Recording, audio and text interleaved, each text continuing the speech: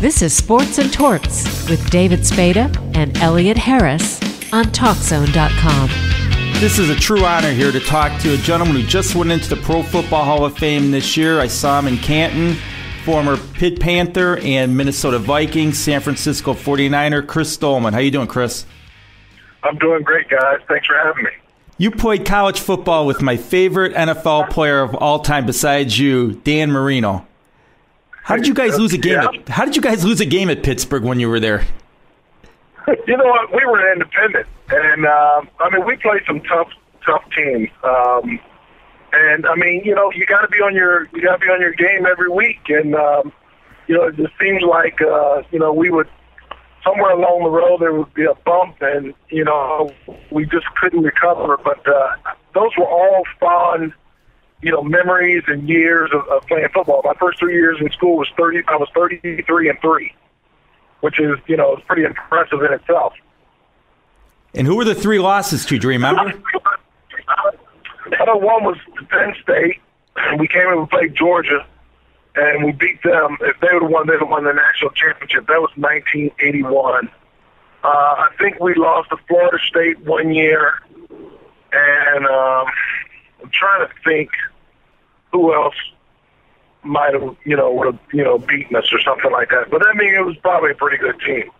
But I mean, when you're an independent, you're playing, the best teams that are out there, at that time. And, I just look back on those years and made a lot of friends and memories, and, it was just wonderful times. How did you end up at Pitt? I would assume Penn State came after you as well. They did.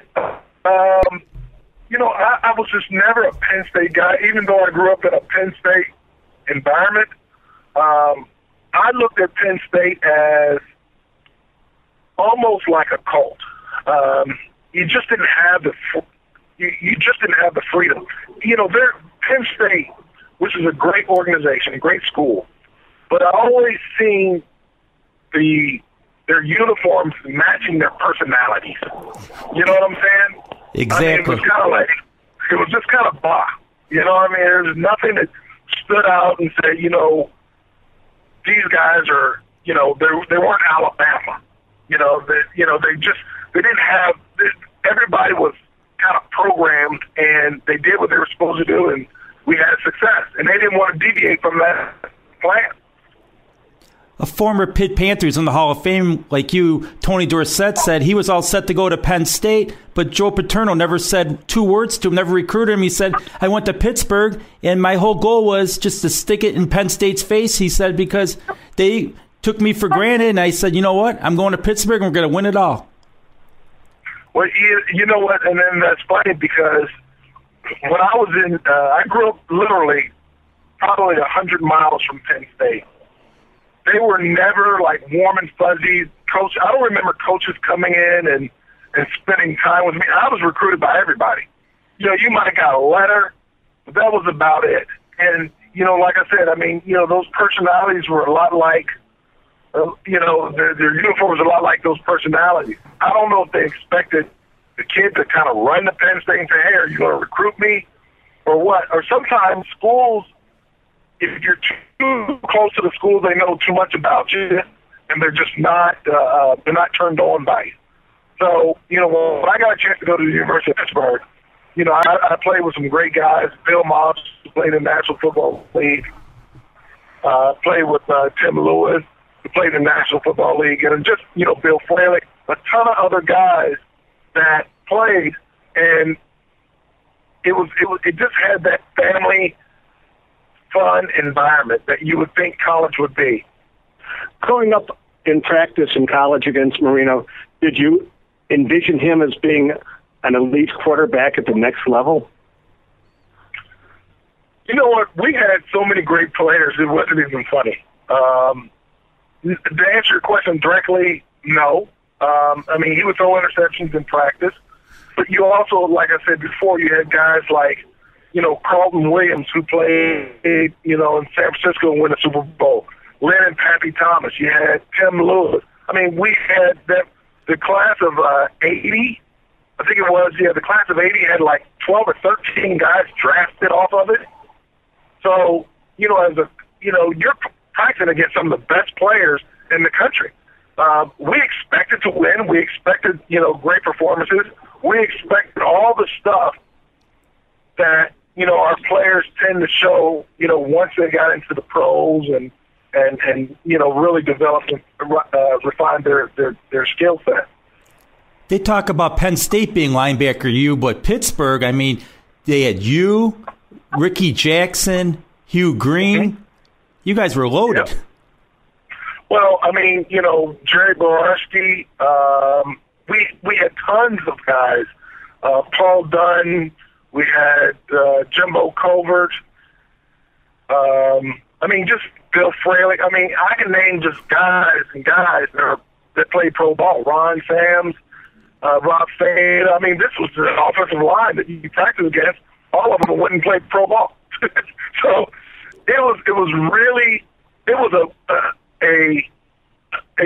you're in that moment, but you don't know that how good the guys are around you.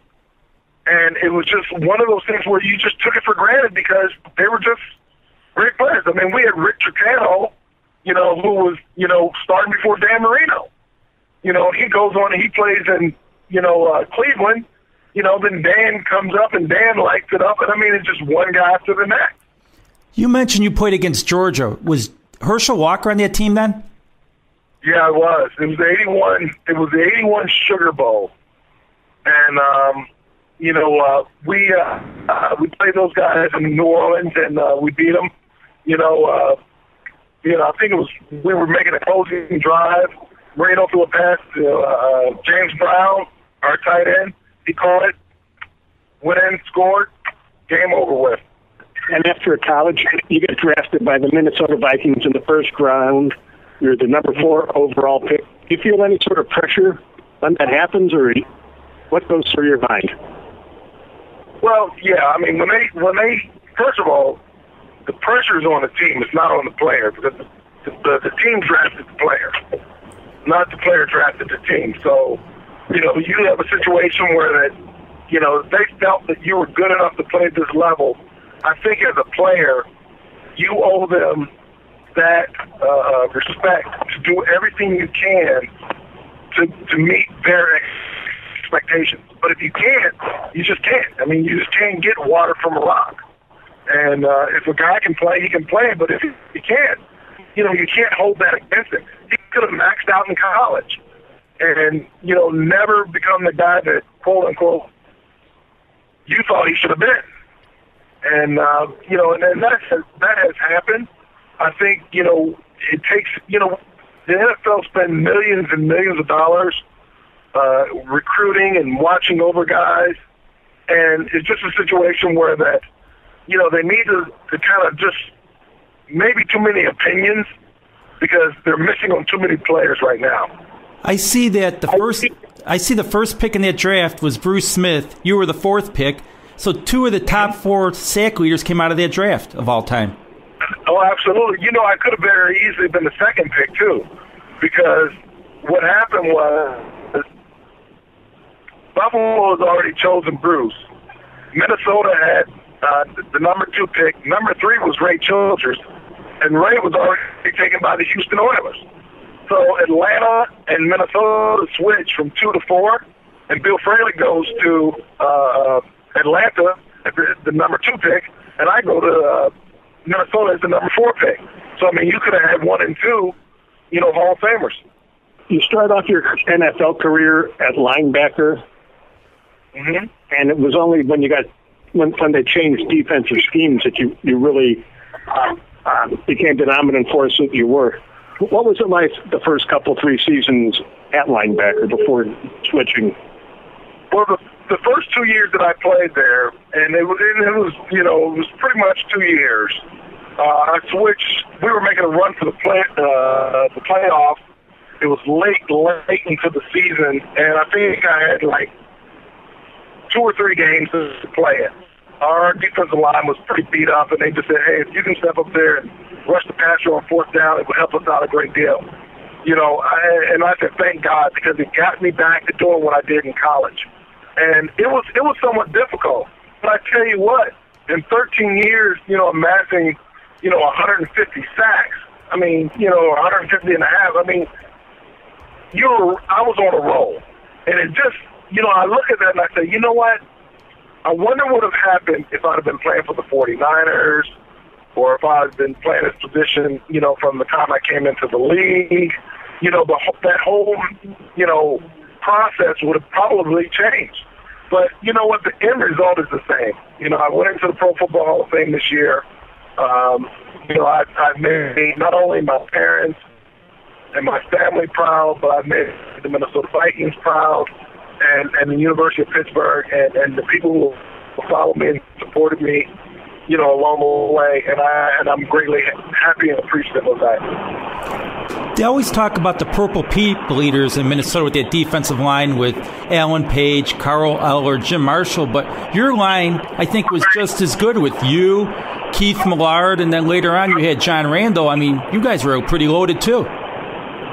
We were a talented group, and we were a talented group in the sense where that, we were so good. John Randle couldn't even get on the field. He was playing behind Keith Millard, and he couldn't even get on the field. So when you look at that, and you realize that, how great, the talent that we had around us, and how great the players were and the coaches were, we knew we had something special, and that has been the backbone of Minnesota for a long time.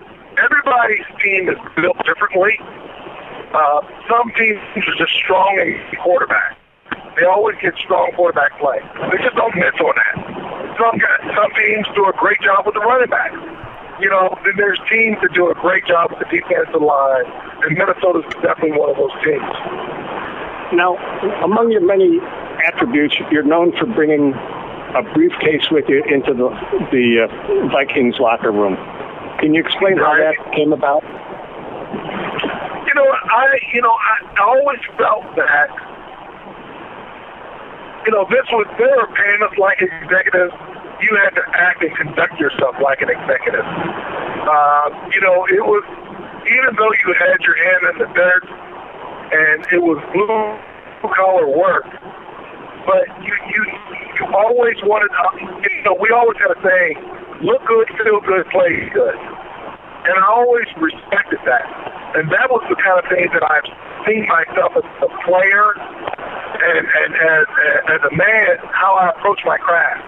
So that was probably the big thing that kind of motivated me to carry it that way. I grew out of the gym bag stage. I wasn't no longer carrying your notes in a gym bag with a wrinkle and, you're asking for a pen. You're beyond that, and now you need to act like that. You played for some great coaches and Jerry Burns. You also played for Forge Fazio at Pittsburgh, and with the 49ers, where you had Bill Walsh and George Seifert. Who was the best coach you ever had? Wow. The best coach I've ever had, I don't know. I would have to, it would probably be, I would probably say Bud Grant. And the reason why I would say Bud Grant is because Bud didn't talk a lot, but you remember every conversation you had with Bud. So, I remember there was a guy on a team who was getting a lot of penalties on the kickoff and special teams. And he told this guy, he said, you're going to play yourself right off this team. And, that stuck with me. He didn't tolerate a lot of nonsense. And it was about business. It was about being a professional. What offensive lineman gave you the most trouble? Gary Zimmerman. We played together for 7 years, and we played against each other for about 3. That was tough. So he knew how to hold you. He knew how to do everything. Gary was a great, he's a Hall of Famer, a great player. I credit him as for me being where I am today, as he did when he went in. Because if you think about it, man, I mean, our line was this was the right side of the line on defense and the left side of the line on offense. At tackle, you had Gary Zimmerman, and at guard, you had Randle McDaniel. On the defensive side of the ball, on the right side of the ball, you had Keith Millard, and you had John Randle, and you had myself. Out of the 5 guys I named, 4 of us are in the Hall of Fame. And Millard deserves to be. So, you know what? If Keith would have stayed out there, there's no question in my mind Keith would have been the Hall of Fame. When the Vikings made that trade for Herschel Walker, did you think, okay, this is our key to the Super Bowl, or did the players think we gave up too much for this guy? Well, we gave up too many good players. We gave up way too many good players. Way too many good players. There was no player worth 11 guys. Not no one player. Did the players in the locker room think, okay, we're putting too much into this one guy? I mean, he's just a player, and this is a team? You know what? I'm sure they did. I mean, I've known Herschel from college, and I mean, there was no way in the world that Herschel could have fulfilled their expectations. I mean, he would have had to score 3 touchdowns every game. There was just no way that he could literally just be as good as they thought he could be. And I mean, I don't care even if it was a quarterback. I don't even think it would have mattered. I don't think they could have survived that scrutiny. How were you able to only miss 2 games in a 15-year career? Through the grace of God. I mean, he has blessed me with a strong body to get out and play week in and week out. Now, if there was a cold or the flu, you better keep guys away from me because I would get sick in a heartbeat. But physically breaking down, breaking bones, tearing ligaments and tendons and all that other stuff, that wasn't an issue. But I could catch a cold in a heartbeat. When you went into the Hall of Fame, what was going through your mind? Is this really real? Am I, my body of work, was it that good that they would consider me one of the best that ever played the game? I mean, that's the thing that, are you really, good enough for this award? I mean, do you really deserve this award? I mean, it's very humbling. It's just, you see it, and it's hard to believe that, your boss is going to be in Canton, forever. It's hard to believe that, you are part of a very small group of, guys that has made, this game great. Now, to your induction, your presenter was your son. Correct. What was that like to listen? What was that like to listen to him talk about his dad? That was amazing. That was really, I played while he was, he was growing up. So obviously he wasn't, he didn't see my whole career, but he got a chance to see just how good I was, how much of a professional I was. And, I mean, he was just totally blown away by it because to him, I'm just dad. You're just dad.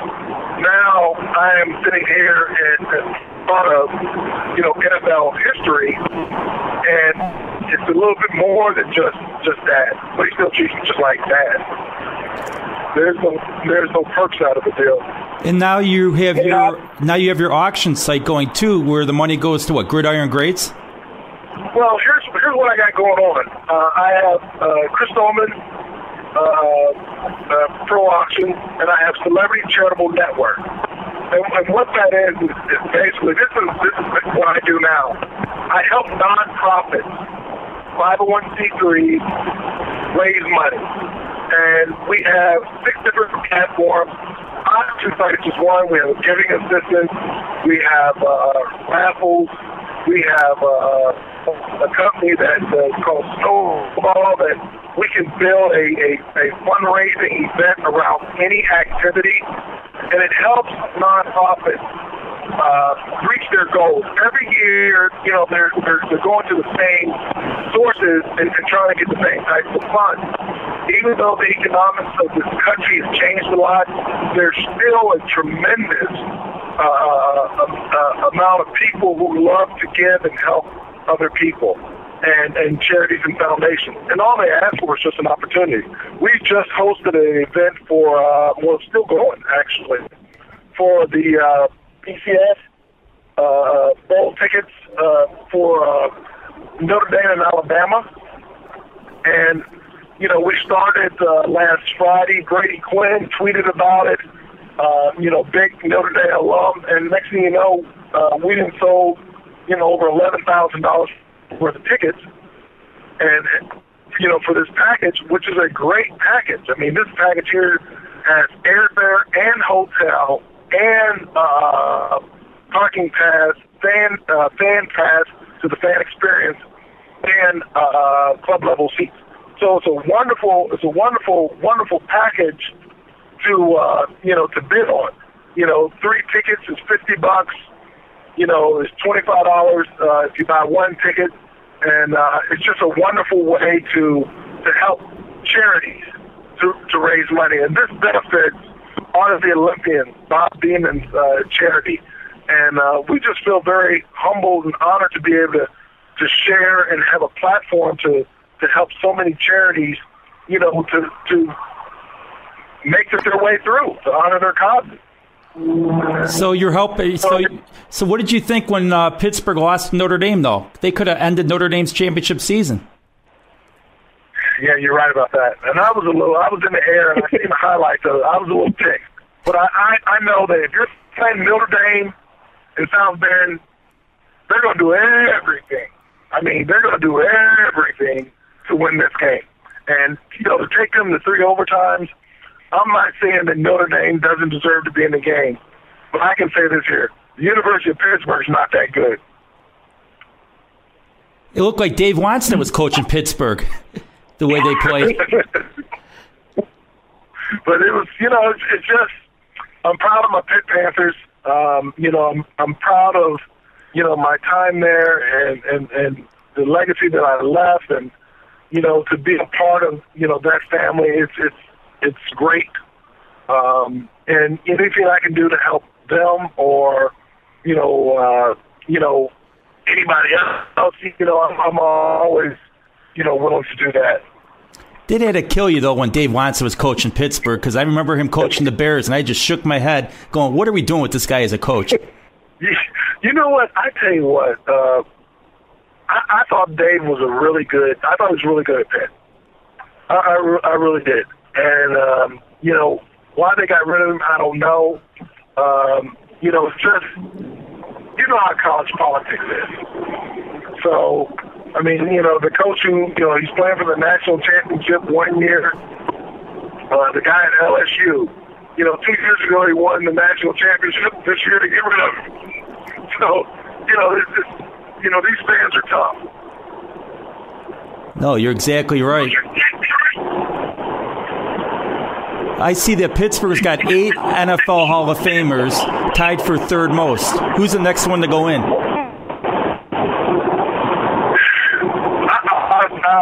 You know what? I got to see who's on the list. But I know that Darrell Reed has got a pretty good shot, and I would think Larry Fitzgerald would have a pretty good shot. But I got to see who. I think Ruben Brown was a great offensive lineman for Buffalo. Exactly. Or Jimbo Covert. I mean, he had a short career, but Jimbo. Yeah, I mean, both of those guys, I would definitely give thumbs up to. I mean, this is these guys are players. And that does it for another edition of Sports and Torts on TalkZone.com with David Spada, even when he's not here, and Elliott Harris, even when I am. I'd like to thank our guests, Paul Krause and Chris Doleman, two greats from the Minnesota Vikings. I'd like to also thank our executive producer, Dave Olson. And most of all, I'd like to thank you for tuning in and listening, watching, whatever you're doing. We'll look forward to seeing you again next week on Sports and Torts on TalkZone.com.